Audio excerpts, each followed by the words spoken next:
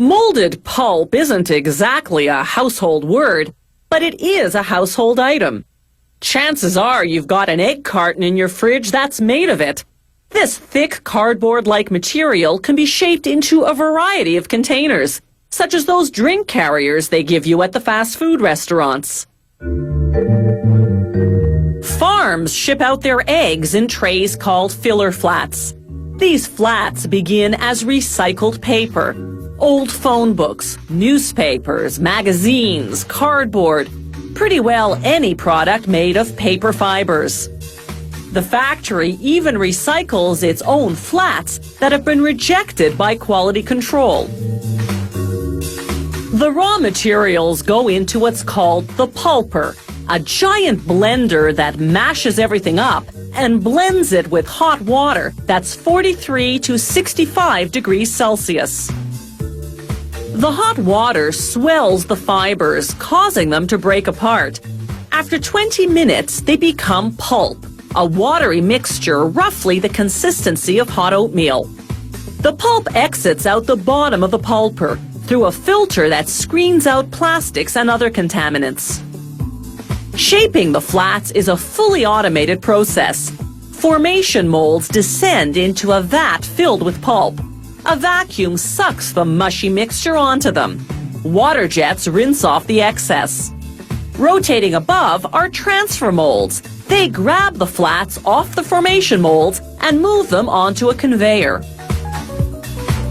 Before the transfer molds grab the flats, though, a brush applies a water-based lubricant. This ensures the flats won't stick to the molds. It's just like greasing a baking pan.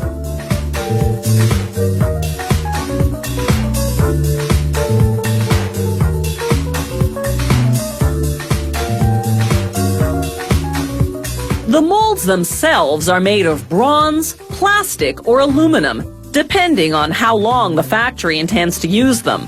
They're covered with a stainless steel mesh. This mesh ensures an even vacuum through the mold so that the pulp spreads over it evenly. The soggy flats now go into an oven for 12 minutes to dry out. The 205 degrees Celsius heat evaporates the water. This bonds the fibers together, forming a rigid material. After they exit the oven, a device appropriately called an upender flips them up so that they stack into each other. A built-in counting mechanism triggers the machine to section off the required number of flats per package, then compress them, and seal them in plastic film to keep the dust out. The factory uses the identical molding process to make 4-cup drink carriers. These too go into an oven to dry out the pulp, but only for 6 minutes, half the time the filler flats need, because this product is smaller and lighter.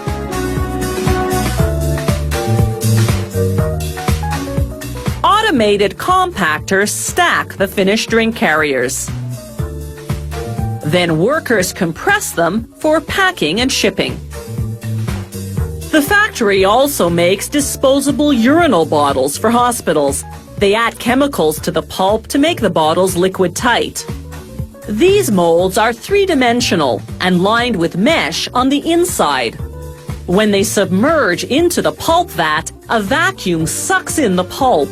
When they resurface, water jets rinse the excess pulp off the bottlenecks, and the vacuum sucks out the water.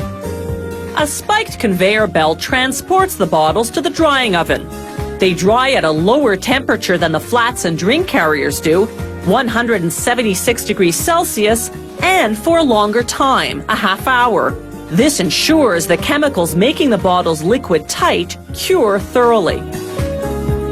While urinal bottles can't be recycled for sanitary reasons, drink holders and filler flats are recyclable, making them extremely environmentally friendly.